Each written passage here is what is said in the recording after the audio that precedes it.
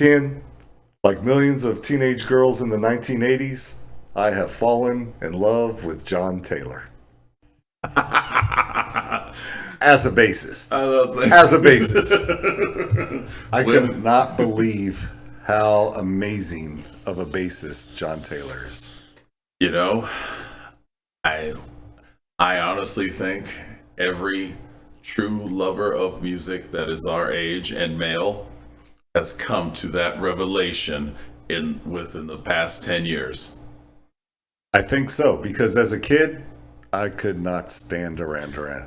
They were all over the radio, all over MTV. Every 15 minutes was a Duran Duran video, man. Oh yeah, Duran Duran was the band that you, as a boy back then, and you remember, you only listened to them if girls were around.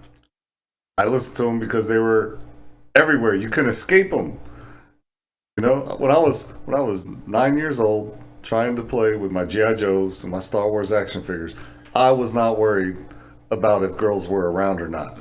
I'm sorry. Oh, no, I'm not saying like that. I'm just saying if girls were around, they were all about playing the Duran Duran. Right. When they weren't around and we were playing our G.I. Joes, we weren't listening to no Duran Duran. No, that's absolutely a fact. But about, I don't know, what was it, about 9 months ago when I was sleeping on your couch? Right? Yeah. And I said, Ian, we should talk about a Duran Duran album. You gave me kind of a crazy look like, why are you listening to Duran Duran? Okay, that makes sense because I was like, wait a minute, I'd be on board with me looking at you going, why are you listening? Yeah, that makes sense. Yeah, it makes sense for you to listen to him. It did not make sense for me to listen to Yeah, which is why I understand why I asked you that question. Okay, I'm on board. And so we chose Rio. Okay, now for me, my first exposure to Duran Duran as like this group that was in your face that all of the girls loved was probably with their next album, Seven and the Ragged Tiger. Yep. With the Reflex and Union of the Snake. Okay, that was when Duran Duran was in full force. Just every video they had ever made was being played nonstop. Yeah. Okay, but I think because all of their videos were in such heavy rotation, like for 3 years straight, I think just that time period is when I was exposed to Duran Duran. What about you? Yeah, man. Same time. Well, considering we're the same age. But yeah, two parts of the country, it played out the same way, but you never heard the Rio album as a kid, right? The album as a whole? No. Just the singles, right? Yeah, just the singles. Those videos. And again, when we were kids and whenever the girls, like, our friends, not like chasing girls, but whenever the little girls came out and they had their little boom box and they were playing the cassette, we heard it, but I wasn't paying attention. Was not listening. You know what you feel me?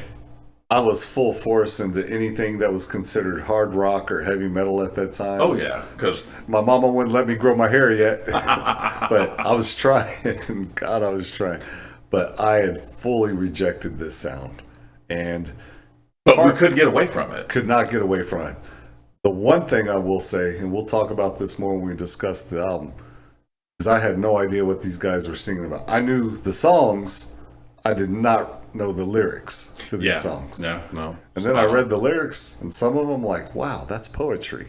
And others I'm like, nope, that's garbage. But we'll get into that. But this was a huge hit, man. I mean, this album was a hit before I really was exposed to Duran Duran. Okay, it was released in 1982. Remember, I didn't have MTV till 1983. Yeah. Okay. And I think it was released in Europe, like England, toward the end of 82, and then here in 83, or something like that. Maybe, yeah. But of course, it was there first, then here. Okay, but it's their second album. Yeah. All right, and it produced 3 top 10 UK hits and 2 top 20 US hits. Yeah.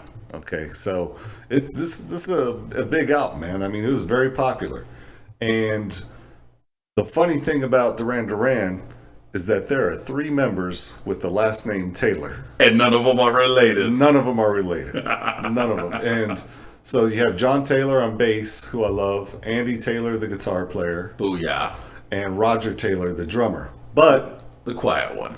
not the drummer from Queen, who is also Roger Taylor. Which makes it's funny because I read this and growing up like, good Lord, was Taylor like the Smith over there or something, or like the Lopez here? What the Dudley Do-Rad's that all about? I think you're right, man. But think about that. Two of the biggest British bands, right, of all time, Duran Duran and Queen, both have a drummer named Roger Taylor.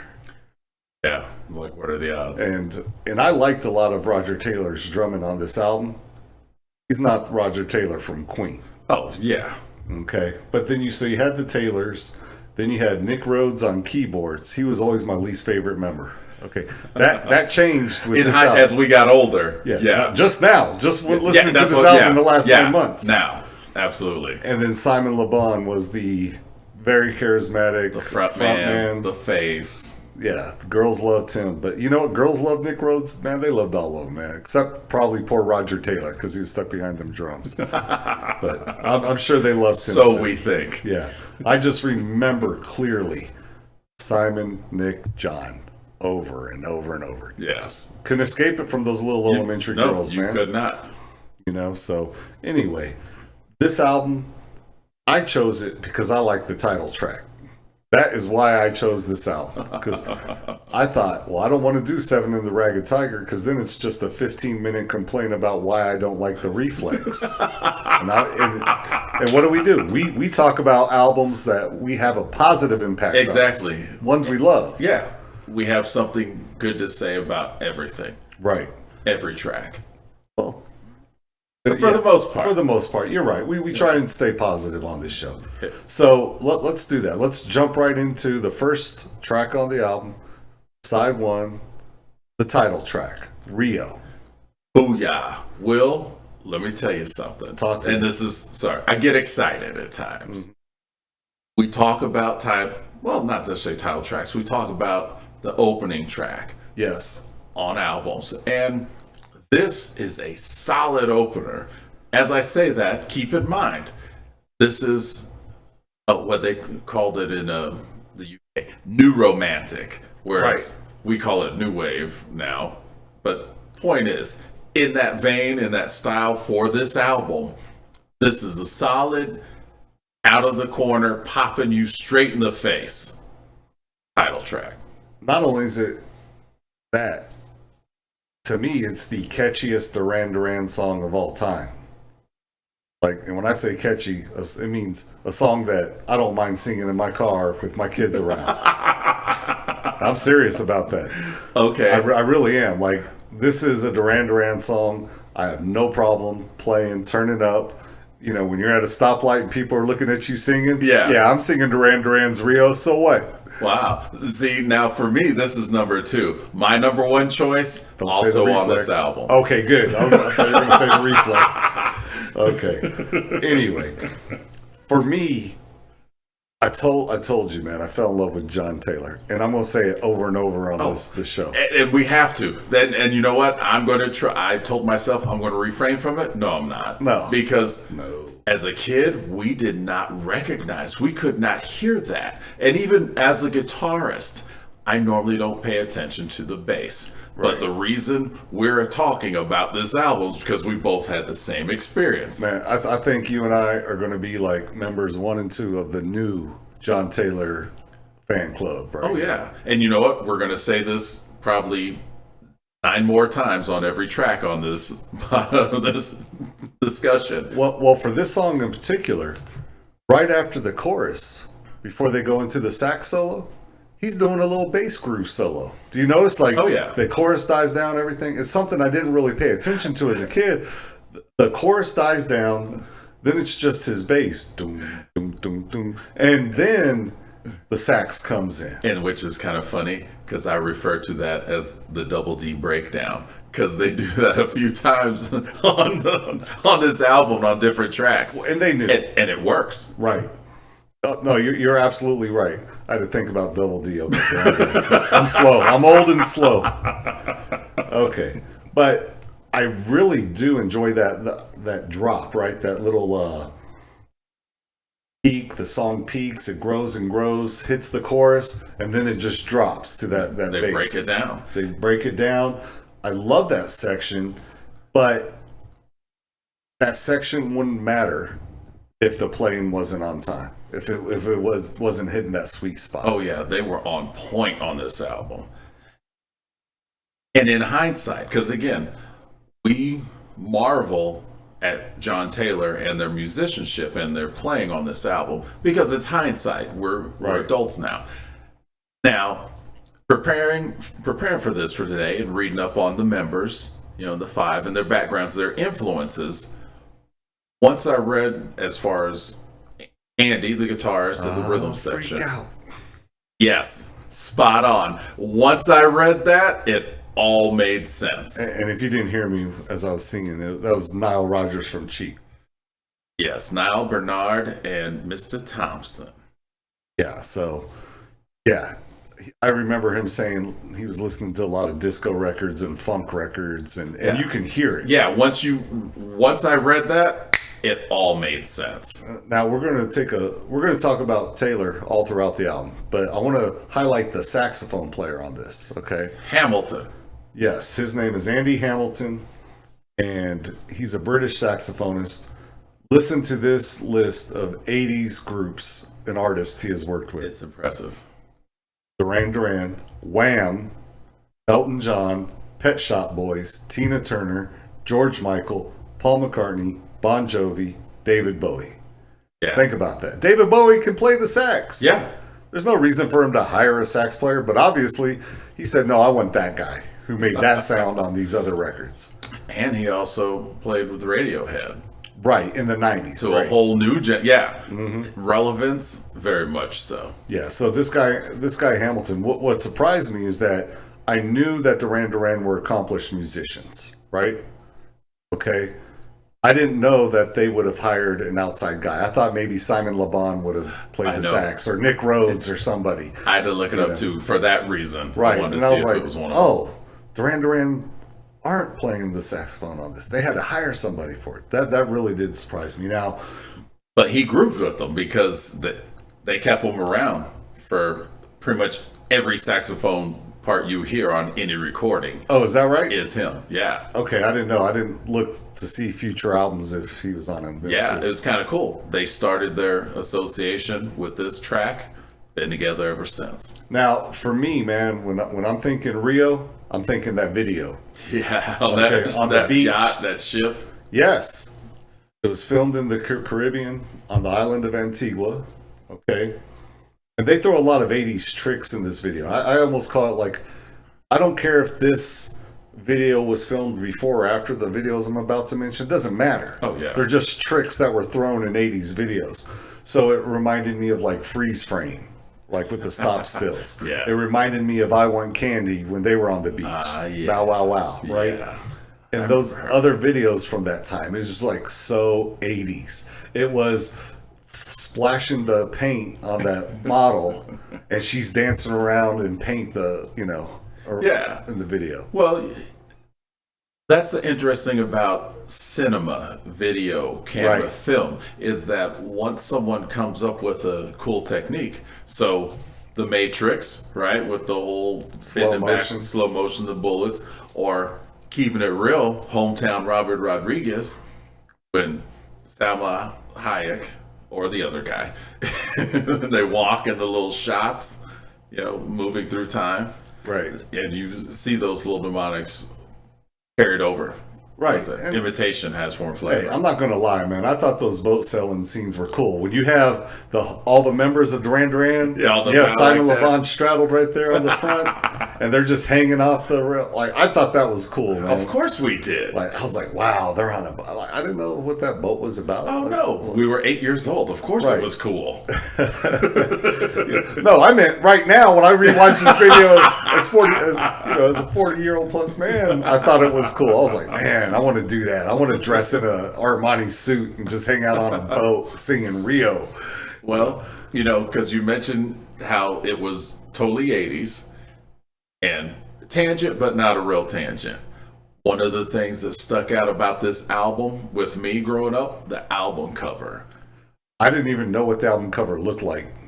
Oh, so No, seriously, I don't remember ever seeing that album cover and it making enough of an impression to remember it. I still remember the Seven and the Ragged Tiger album cover, but not this one. see, I saw this one not back in '83, probably like '85, '87 Okay. time frame, and artist Pat Nagel.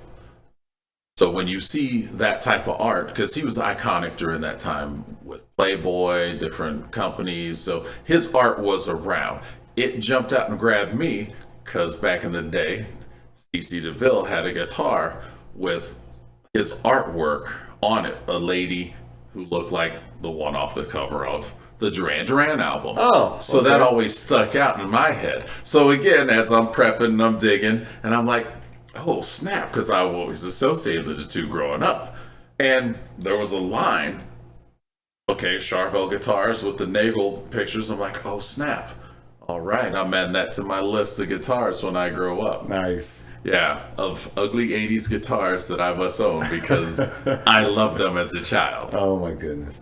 Now, I also love, before we move on, I love that they have Simon on his boat on the phone, and they have that girl in her little float on the phone, and she pulls the phone cord, and Simon falls in the water even though the phones aren't connected. Yeah. I thought, I wonder how long it took them to think that up, and they said to themselves, "Ooh, that's going to be cool." I want to show this video and that scene to my kids because I don't think they've ever seen a phone That had a cord, with a cord attached to it.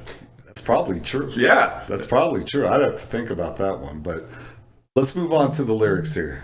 And I don't think I have ever read the lyrics to this song. All I knew were was the chorus. Yeah. Okay? And so another thing, and this is just old man senility coming through. I didn't know it was about the Rio Grande River, man. I thought it was Rio de Janeiro. Yeah, I think that's just the play on words because Rio, that just the reference to Rio. Yeah, I know they say dude, Rio Grande. They literally say the Rio Grande. Yes. Yeah. Ken, I taught geography. Okay. I should know these things. I should pay attention. For however many years this album's been out, I've been listening to the song. I thought this song was about Rio de Janeiro. I did not even think, wait, no, it's that river that divides Texas and Mexico, man. That's just ignorance. Just ignorance. Oh, Lord. Yeah, no. Like I said, a good play. Good play. Yeah, I don't know. I mean, I guess Rio's kind of a cool name to name somebody. River, right? River Phoenix was a name. Rio Phoenix. I don't know. Anyway, let's move on to song 2. For me, this song still holds up. Great playing, great bass playing, great sax solos. It's just catchy as all can be. So, I'm really happy that we got to listen to it over and over again. Yeah. Next song number 2, My Own Way. This was a number 14 hit in the UK. Okay, so this song I don't even think it was released as a single in the US. Nope. But no, it was a hit in the UK, man. And I'm listening to this, and it's on the remastered version. Yeah. Right? I don't have an original copy of the Rio album. And man, I think they really pushed that bass up to the front. Like, when they were remastering it, I just feel like someone said, no, we got to get that boy's bass to the front. And we're going to pull Andy Taylor's guitar to the back for a while. That's how it felt to me. This one, when I heard this track, I was like, oh, snap. That Chic influence, this is where... With that bass? Yeah. Yep. And the bass, and I know you mentioned about Andy being pulled back. I didn't hear him so much as pulled back as much as in the groove, in the pocket, as if he were channeling Nile Rodgers. Right. So Okay. he was there. It was tight. Yeah. Now, this is a very 80s sounding song, man. I think the way I put it is this is a song that would be on a soundtrack of a movie where the kids are in the club doing some blow or something. Like, this is one of those 80s big dance scene and songs. And as a track, for the band, definitely wave sound, and you could hear how this track separates them from the other new wave bands, and with the use of Andy Taylor and the fact that this is the track where he opens up At the very end of the song, when they let him have that solo. Exactly. Yep. And so his rock influence growing up, because you can hear that, whereas he was that kid back when in the 70s as they were coming up developing. Of course he liked Chic and, Drake at the Well of Nile Rodgers, but he was also playing guitar in England. So he was all about Mick Ronson, Jimmy Page, right, Brian May, any and everyone else that plays six strings out of England. That makes sense, man. And what do you think about him as a guitarist after listening to this album? Because he's the member of Duran Duran that didn't last the entire time, man. He was out, I think, by 85 or 86. Yeah, he and Roger left. They were the first ones to leave. And then he also left after the reunion earlier this century. But out of the big five, though, he's the one that spent the least amount of time in the band. Yeah, I think he is I don't want to necessarily say unsung guitarist, but I do believe he was a smart guitarist. Okay, well, like he knew where his bread was buttered, where his check was coming in, and he knew how much and how little to contribute. He played to the song and not to his ego. Okay. I'll put it like that. I'm sure his ego got in the way because he left. They got ego, man.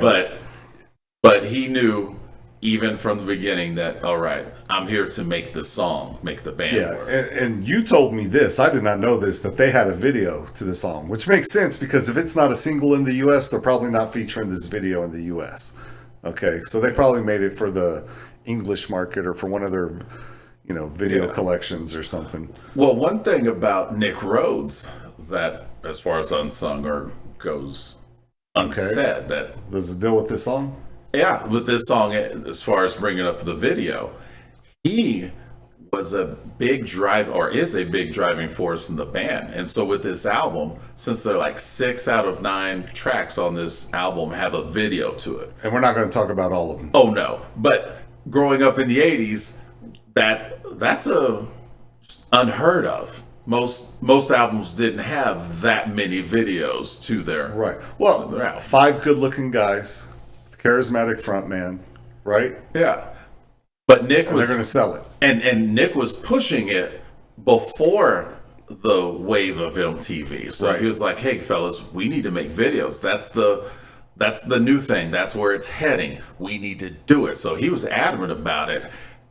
Lucky they listened to him, right? Because had they not listened, we wouldn't be we might be talking about this album, but they wouldn't be having the heyday or lived as large as they did in the 80s. No, that's true. And the only thing I want to bring up about this video before we move on is that Simon Le Bon was looking like a member of Loverboy with his bandana and his leather jacket. Reno. But the rest of the band is looking like Spandau Ballet. True. And he's looking like a member of Loverboy. I think that was his hard rock look. Like, I'm tough. I'm from the streets. Anyway, man, let's move on to the next track. 80s. Yeah, it was the 80s. No complaints. All right. Song number 3 is called Lonely in Your Nightmare. Okay. And for me, what I love about this song is it's not a hit. It's not a dance track. It really gave me a real Cure vibe. Yes.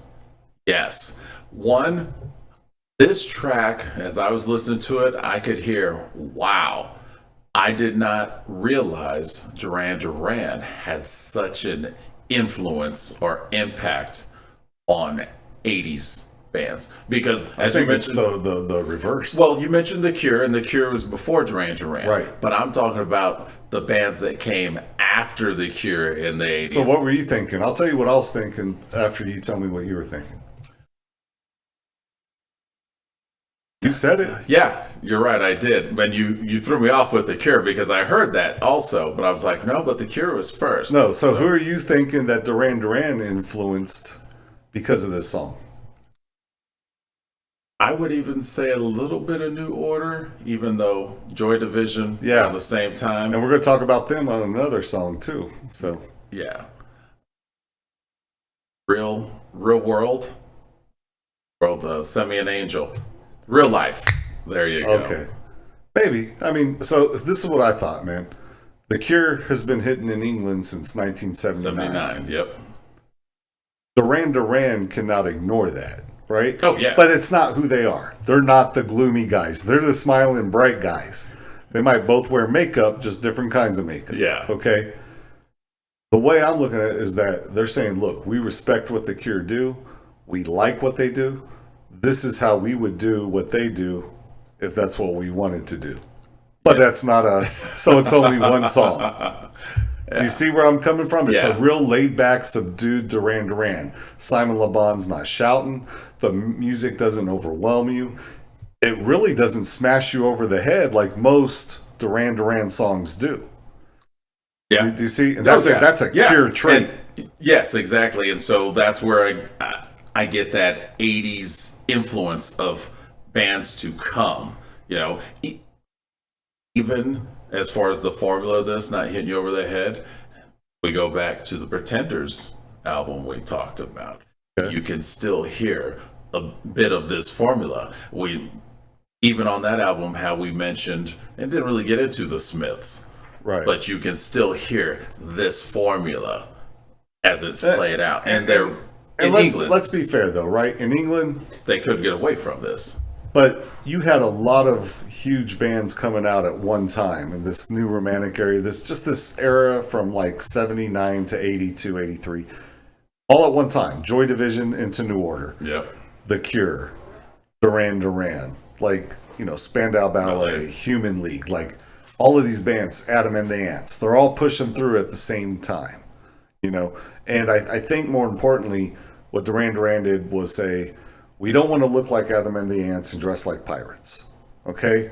But we're part of this thing. We believe fashion is important, so we're going to be the guys who dress up in suits and in the latest fashions, and we're going to push that and say, if you want to compete with us, you better be pretty and you better be able to play your instruments. Do you understand where I'm coming from? Yeah. I think you're trying to make a musical connection. I don't think it's there. I think all of these bands are coming at the same time. I'm saying that the influence is all visual. Yeah, definitely all visual, but they did have a musical influence as far as the formula. Yeah, they were a hit-making machine. There's no doubt about that. And they were separated. Like I said, once you realize Duran Duran's influences, you hear it and you say, okay, that's what separates you from everyone else at the time. Right. Okay, well, let's go to the second hit. The one I will sing. Actually, I think this might have been a hit before the title track. I don't know. But let's go. Track number 4, side 1, Hungry Like the Wolf. What do you want to say about this? Well, all I have to say about this track is baller. What do you mean? As we were discussing formula, this is where all the stars aligned. Everything about this song came together. The formula came together, the production came together, the instrumentation came together. A song, as we mentioned before, a good song, a great song, you can take it and you can change it. You can play it in different arrangements, different styles. Right. So over the years, even before leading up to this, since I'm a musician, I don't have for life, I've heard different arrangements of this song just by different random groups over the past 20 years. Acoustic, spot on. Okay, so I don't think I ever paid attention to this song because it wasn't real, just being honest with you. And there are things that I don't like I don't know what Nick Rhodes' influences are.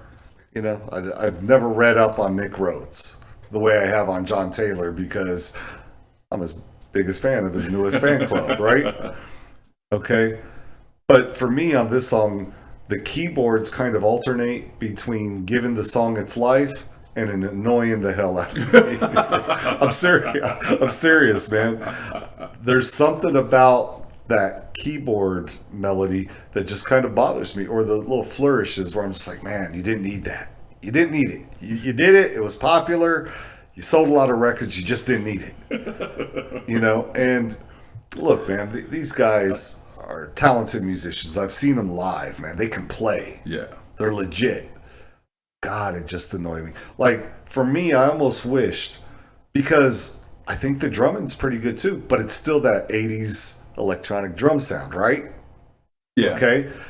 I almost wish, and I really would be curious to see how it would sound with like a regular drum kit and a piano instead of the electronic drums and the synthesizers. Do you see where I'm coming from with that? Like, I want to hear it organically. Well, as you mentioned, hearing it organically, I'm going off another tangent here. Uh-oh. What are you going to say? So, back in the 90s, during the MTV Unplugged days, Did they play it?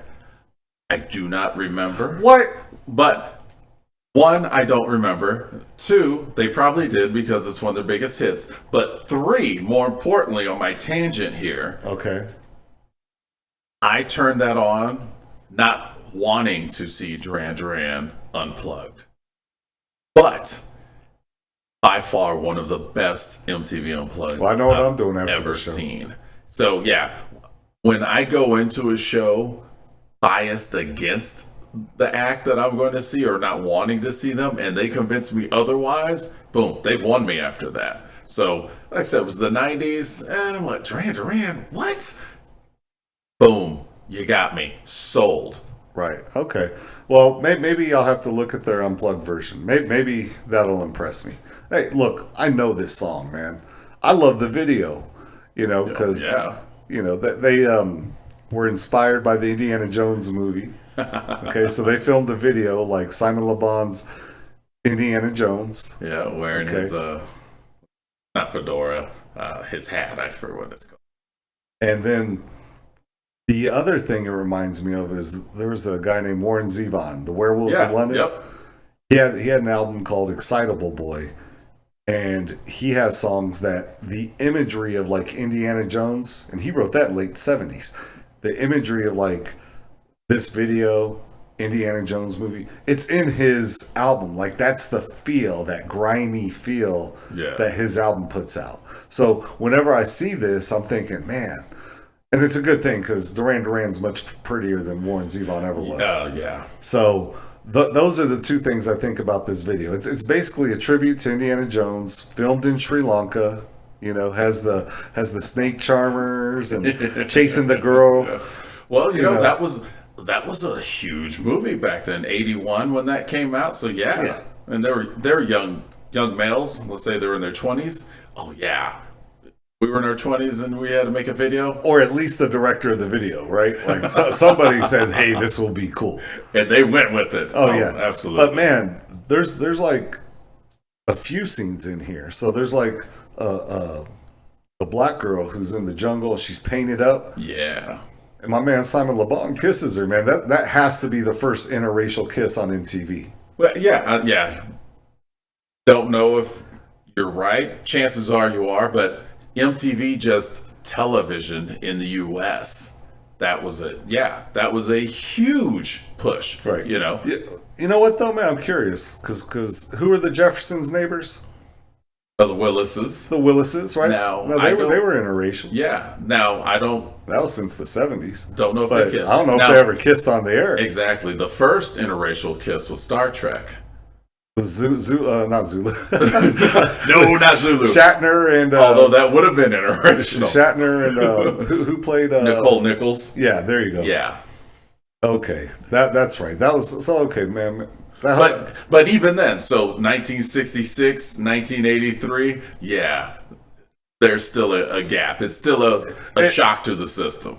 It's so much a sign of the eras that anytime I see something like that from those time periods, it stands out. Yeah. Because I don't expect it from those time periods. 90s, 2000s. Oh, yeah. Last 10 years, no big deal. Yeah. But from those eras, I'm like, oh, wow, they did that back then. Oh, yeah. It's crazy. Yeah. So the fact that Denzel and Julia Roberts just pecked in that one movie in '87, they had the 87? Pelican Brief. Oh, that was in the 90s, man. But okay, '90s, they still caught grief for that. Really? And now, any woman with 20/20 eyesight would slap their mama for the chance to kiss Denzel. you know, and no one thinks twice about it now. They want to kiss his bank account. Anyway. All right. Now, but I really do enjoy this song. I know I was annoyed by the keyboards, but I do think it's a catchy song. Yo, and John goes off on this song. He is laying down a groove that is solid. No, I mean, it's catchy. I mean, he's doing this special on YouTube right now where he like plays bass parts from his hits, like a tutorial. Okay? It's just him and a bass player and like a little recorder. And he's telling you how he came up with the song. He's telling you what he did to make it that different. So it's just him and his bass showing you the bass parts to his biggest hits. So, I mean, I saw that and I was like, oh man, I'm going to learn how to play bass just to play bass like that guy. Oh, you know what, Will? As you mentioned that, him, the tutorial, I'm having a flashback to our episode Buggles. Why is that? Because as we listened to it and the bass jumped out at us, and a couple of the Motown tracks that we've also covered, and the bass has jumped out, and we're like, oh snap. I think I just have really good speakers. never noticed them in my cheap radios in the past. Yeah, and with your sweet speakers, and we're listening, we're like, oh snap, we can hear how this was an influence on John Taylor. Right. No, you're right about that. And so let's go to the final song on side one of Rio, Hold Back the Rain. Okay. For me, I always thought, man, this is a pretty catchy song for a song that's not released as a single on the album. Yeah. You know, I was like, man, I'm singing along to this. Why is the song still in my head 10 minutes after I stopped listening to it? Legitimately, man, I thought for such a catchy song, or at least a catchy chorus, they said we already have enough singles for this album. They didn't even hold one back for the next album that was thin on singles. And you know, when I hear this track, I think the same thing. But I also, after listening to it a few times, like, oh, snap. This is the same formula as the previous track, as the one before, Hungry Like the Wolf, to the point where I hear... The Nightmare? No, this one, Hold Back the Rain. No, you said before Hungry Like the Wolf. No, as the track before Hold Back the Rain, Hungry Like the Wolf. Oh, gotcha, okay. I even hear Andy doing some of the same licks that he does on Hungry Like the Wolf, which leads me to think it's in the same key. And hey, it's formulaic. Ain't broke, don't fix it. They've stumbled on something, so run with it. Just keep going, yeah. Now, the one thing I did notice is, did you notice that almost every song on this first side has something at the end that breaks it apart from the rest of the song?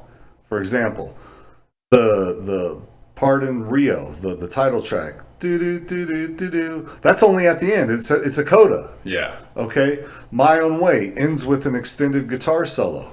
The only song that does that. Gotcha. Nightmare ends with a quick do fade. You know, that's not anywhere else in the song. Like, these parts aren't in the rest of the song. And then Hold Back the Rain has Roger Taylor mixing it up on the drums and has him going crazy on the drums as he's going out. It's like they said, look, this is the song, and now we're just going to tack on a little bit of extra stuff, a little extra sauce, if you will, to make the song, you know, even more special. Now, that makes sense. I would wonder, and Duran Duran, y'all listen to this, let us know, if these songs were written, fleshed out, and performed live, you know, part of their live set before they went into the studio. I don't know. Because that, it could go either way, but that makes sense because you're playing live. you're getting ready to take it out, you're getting to the end, you need those cues. Right. And so as you point that out, which is awesome because I did not catch that on side one. But, oh, that makes sense. Those are great cues for when you're playing live, get to the end, boom. All right, we're almost there. Yeah, and they really did, man. It's just each song ends differently. Like they don't all end on the same fade out, or they don't all end on a chorus fade out, or whatever. Yeah. It's they all end differently. And I was just like, wow, that's really strange that they did this. Plus, all their hit songs on this album sing do do to do to do to do, and I was like, why are they singing? Like they already know. Hey, words don't really matter.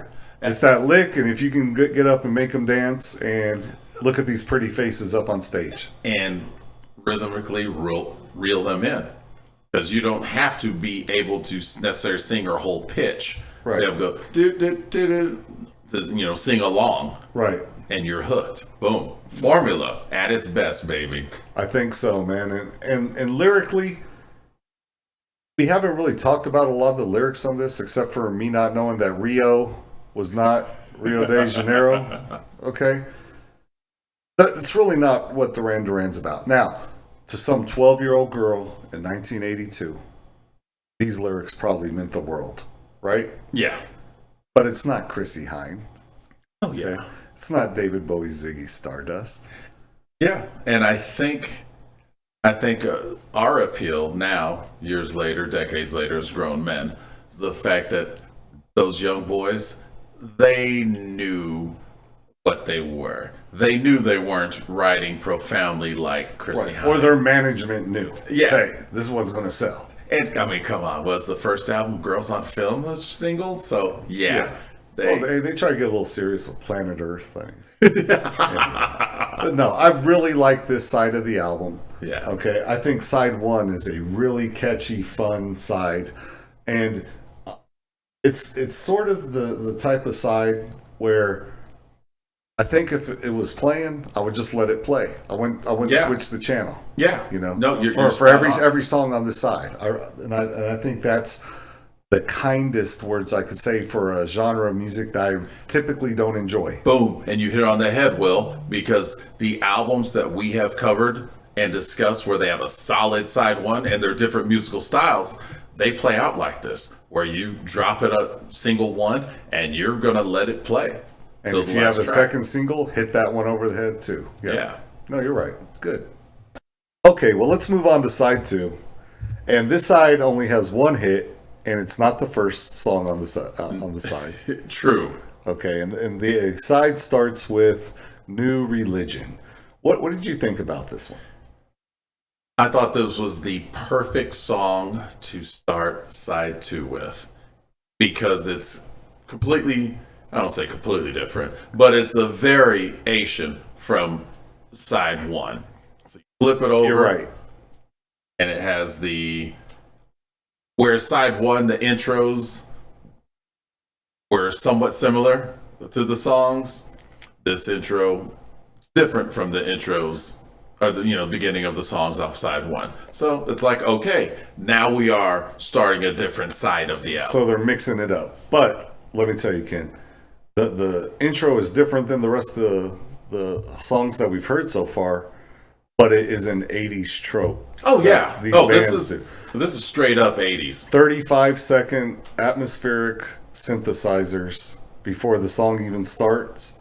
Drive me crazy. Just get to the damn song already. True. But and this song is also another case in point how the bands that came after 1983 that were big in 85 and 87, this track, this album, this band was influential to. Because you can hear whether you like it or not. Well, look. To me, this is just like a standard 80s song. Any band could have played this song except for one person. Who do you think that person is, Ken? Let me guess. John Taylor. That's right, because of that funky bass line. Okay, he really put the funk into this song. All right, to me, I just said this song is standard 80s fare. Nothing special. Except for John Taylor's bass. Now, let me point something out, though, about John Taylor as a bassist. So, John could not stand out. I mean, he's a great bassist, but in this band, he would not be as great of a bassist if he did not have a drummer who was on point. Okay, Because I'll respect that. bass and drums, that is your rhythm section. You can't have one be great without the other being great. Right. So that's props right there to Roger Taylor, because if you have a bassist who's laying it down like that, that means you as a drummer, you're on point. Now I will say this, okay. It was a good choice to feature John in the instrumental break, right? Another bass solo. Okay. I guess the solo, feature, whatever you want to call it. I almost wish this song was an instrumental, because you had Simon Le Bon, he's playing the vibraphone. Yep. Okay. So he'd have been kept busy. He didn't have to open up his mouth singing this lame song. All right. He could have still been busy. They still could have had like an instrumental feature in their concerts, right? Where he shows off a new skill. Still featuring John Taylor, what he does best, laying the funk down, right? I honestly, man, I didn't really enjoy the chorus. Like when I heard Hold Back the Rain, I'm singing the song 10, 15 minutes. Yeah. This one, I'm like, man, I just want the song 10. And that doesn't always happen, but it did with this one. And I have to keep it honest, man. As you point all these things out of what you would have rather heard, I'm going to have to go back and find that MTV Unplugged and see if they did this one. They probably did, man. They have so many hits by that time and so many. Yeah. But because, as you described it, yeah, they could have easily done that. Right. Unplugged. Or maybe even find a live version of the song because from that time period. Yeah, or even now if they decide to extend it. Because as you pointed it out, no, that's highly feasible, and I'd rather hear that. Yeah. And so let's not waste too much time on that song. Do you have anything else to say? Because if not, I'm going to move on. Press, baby. Song number 2, side 2, Last Chance on the Stairway. Look, Ken, there's only one song that needs the word stairway in the title. Yes, you are correct. But I like this song. Again, more great bass playing from John Taylor. Okay. But dude, I just ragged out Nick Rhodes for his keyboards on an earlier track. I like the keyboards in this song, man. I don't say that a lot on this show. You don't say that a lot in life, brother. Right. So if I tell you, hey, I like the synthesizer or keyboards on a song, it must have made a good impression. No, that's why it stands out when you say it, because you do not say it, man. You know? Now, speaking of him, it sounds like a xylophone, but it's probably just a synthesizer with the xylophone tone, Some right? patch, yeah. Okay, but either way, like, I wasn't expecting that. Like, okay, Duran Duran's mixing it up again, right? So the cool thing about Nick Rhodes as a keyboardist and his approach to the band, like I said, he is a force, a driving force in this band, that because of his choices and his drive, they are where they are and who they are.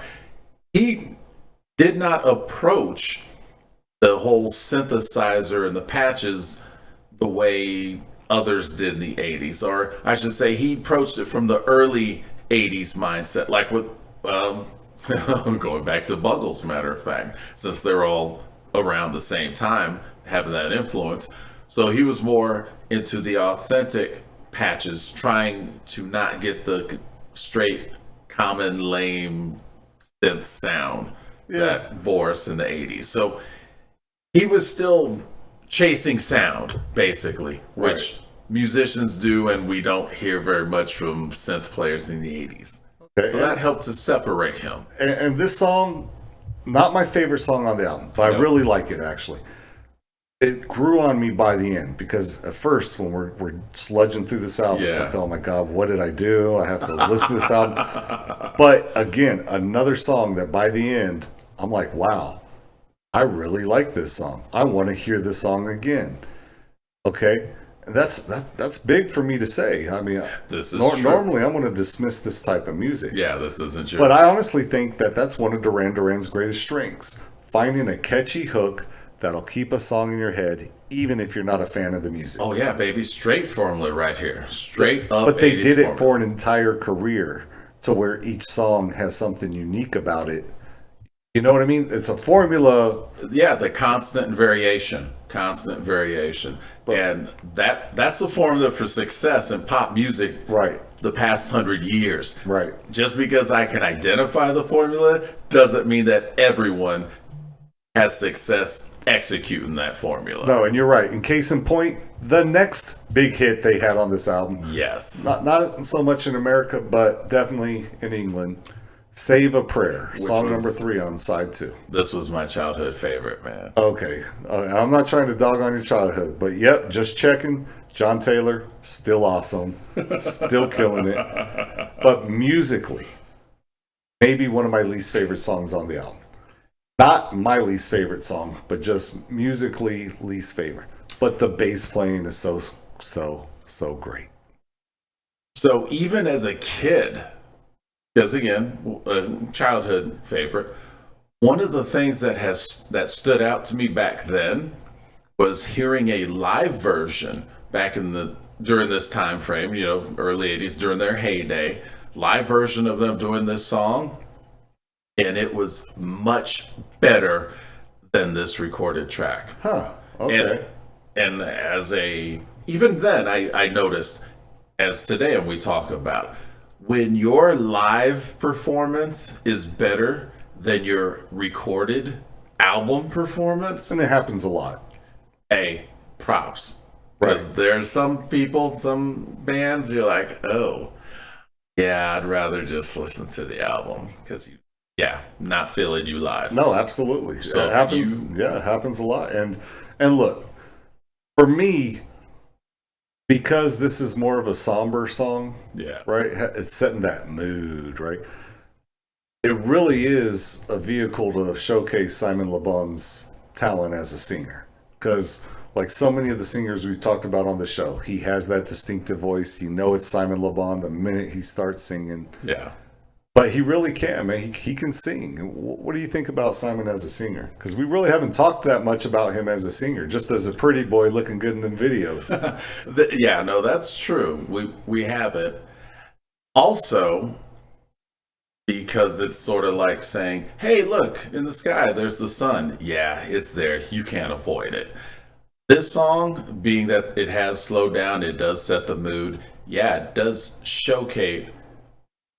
I don't know if he wrote this song or Nick, but it does showcase his vocal presence and not just being able to yell or make sound and pitch and move, but to actually be able to slow down and convey a feeling. Yeah, I need to see this live because I need to see if this is one of those songs where they have like a spotlight on them, trying to get everybody to focus on Simon because most of the songs I've seen him, especially live performances, I haven't seen the unplugged one yet.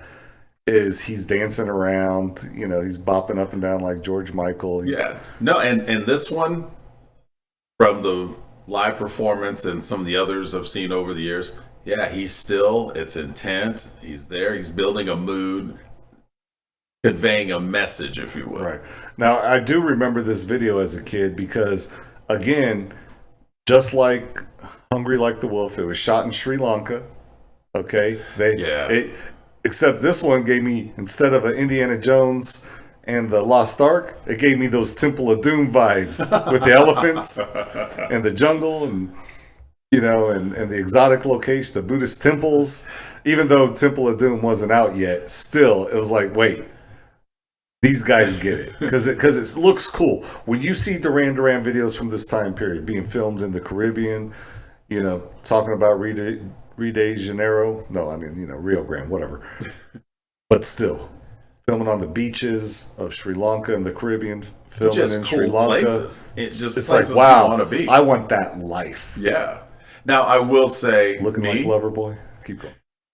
I saw this video years after I heard the song. So by the time I saw this video, I thought it was pretty weak compared to the song. So it did match up. Because again, I liked this song as a kid. And like I said, maybe 2-3 years after this song, I saw the video. It might have even been 10 years after I heard this song where I saw the video. And I was, did match up. I'll tell you what, though, man, like, the chorus lyrically is where it's at for me for this song. Yep. Don't say a prayer for me now. Save it till the morning after. Those are the words of a true sinner right there, man. He's saying, I'm going to do my dirty work, whatever it is, whatever I want to indulge in, sex, drugs, rock and roll, I'm going to do it. Save that prayer till the hangover. That's what I got. I was like, wow, that's deep. And I haven't even bothered really diving into these lyrics yet. But when I saw that, I was like, no, that's meaningful stuff right there. And for me, like I said, musically, not my favorite song. But those words, I think, impacted me more than any other words on the album. Yeah, I got to agree with you on that. Okay, well, good. Let's move to the final song on the album. This is the last song. And man, we've talked about the end of albums before. This is Duran Duran showing off their diversity. Not a big banger, not taking you out with a big crash, more like letting you fade away.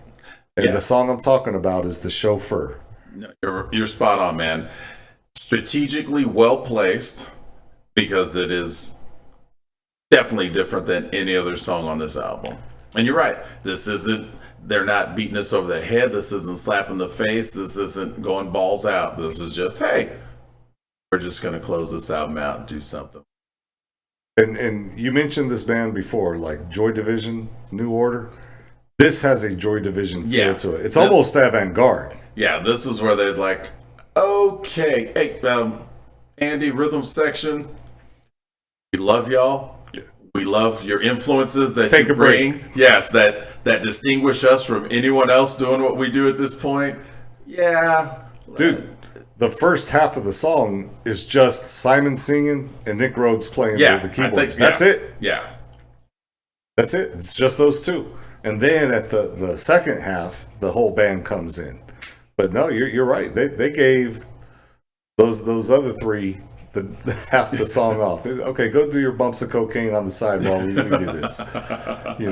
It's just so different, man.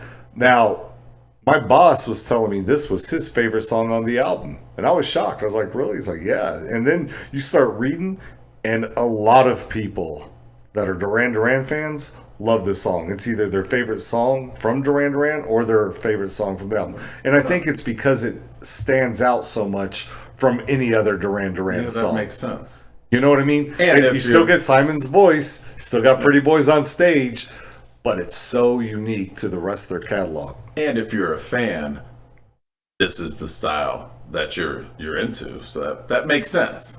I could see that. Yeah, maybe. But you know what? The more I listen, though, I have to agree with them, because the more I listen to it, because another song I didn't like the first time I heard it. The more I listen to it, there are little things I find that I enjoy. I like the lyrics to this song. Okay, I like the bridge part where he says, "And the sun drips down, bedding heavy behind." Like, I like that part. I love that they mixed it up, and my man is playing an ocarina. Yeah. I didn't know he could play an ocarina. I'm talking about Simon Le Bon. He's playing an ocarina, which is pretty cool. Yeah, just little different things that don't belong in Duran Duran songs. Not the ones from my childhood, not the one from your childhood. I thought it was really impressive. I was watching an interview with Duran Duran, and they were talking about this song because the host of the show really liked this song. And it was inspired by an Israeli soldier girl that Simon Le Bon was seeing. And that's where the song comes from. Oh, that'll do it. Driving along with her in a car. That will do it, yes. The female IDF, yes. Yes, and yes. I'll explain that. Come on. Don't just say yes. Female Israeli Defense Force, because, everyone in Israel has to do their time. Right. Well, women, the females, when at that age, when they're what the guys were at this time, so at 20s, early 20s, yeah, they're not ugly. Okay. Time, gravity, everything, light, everything is on their side. So, but she inspired Simon Le Bon to write this song that a lot of Duran Duran fans love, man. Oh yeah. So, anyway, okay, Ken, for me, it wasn't the hardest album we've had to listen to. True. Okay. It was fairly pleasant. It really was. For an album that I initially regretted telling you we were going to listen to, I came out of it as a Duran Duran Rio fan. Definitely in love with John Taylor as a bassist. Okay. But I really came out of a fan of this album because the more I listened to it, one, those songs are so catchy, they stick in your heads. The ones that I didn't grow up listening to, like Rio or Hungry Like a Wolf, the rest of the songs are stuck in my head now. Yeah. Okay? The musicianship is there. The different styles where they mixed it up, where I'm not used to them mixing up. I'm just full-blown Papa Soul, right? Yeah. They mixed it up on this album, where I was like, wow, they really did a good job here. Makes me want to seek out more Duran Duran live performances of these songs. So kudos to them for really doing a great job on this album. But as we always do, Ken, favorite song, least favorite song. Will I have to say my favorite song? And yeah, I might be kind of weak saying it, but boom, it has me for the same reason you are one of the newest members of the John Taylor fan club. Because in the car, as a grown man, hearing Hungry Like the Wolf come on, Yep. and I'm like, oh, snap! I didn't expect all that. I didn't realize all that was there. So, yeah, when I hear this song now, and plus, as I've mentioned before, a great song, you can rearrange it into any style, any tempo. And over the years, I've heard people do acoustic versions of this song, females singing it, just completely changed from what we know, and it worked. Right. So this Hungry Like the Wolf is my number one. Okay. That stands up. Least favorite. Don't give it the evil laugh, man. Because I was about to say my least favorite is The Chauffeur. Really? Yeah. So all of those cool little atmospheric things they did, you weren't a fan of? It's my least favorite on this album. Don't say The Ugly Girl and Destiny's Child, man. Oh, it's not that great. No. Okay. No. Really? Okay. Well, I'm saying, hey, once I get to save a prayer, if someone hits stop, it's not going to hurt my feelings. fair enough, man. My favorite song is still the title track. I love that title track. And that's really, for a song that I was so familiar with, for that bass line to pop out like it did, Yeah. really shocked me. It really kind of made me say, I'm going to keep my ears open for the rest of this album just for that bass. And boom, and that's how I felt about Hungry Like a Wolf. Right. Yeah. And That I still like that song too. Yeah, Don't get that me wrong. same revelation, Yeah. epiphany. And my least favorite song, also on side 2, but I like The Chauffeur, man. It's New Religion. Okay? Okay. Way too long, man. 5.5 minutes for something that they could have wrapped up in 3. Just. But That's man, what she said. I feel bad. I feel bad because of John Taylor's funky bass line is so great in that song, but it's still my least favorite song on this album. So anyway, Ken, I'm really happy that we got through this album, that we explored this. It's different than any other album that we've talked about so Yes. far. And I enjoyed it, man. I really did. And if you were listening to the show, let us know what your favorite tracks are, what your least favorite tracks are from this album. How long have you been a Duran Duran fan? Hey, if you saw Duran Duran on tour during the Rio tour, let us know. Tell us what you think about it. Just if you've seen them, period, man. Any time in their career. Any time in their career. And how they perform these songs live. I think that'd be fair, right? Awesome. Yeah, straight up. And if you enjoyed today's show, please hit like, please hit subscribe, and we will talk to you later. Bye-bye. Peace.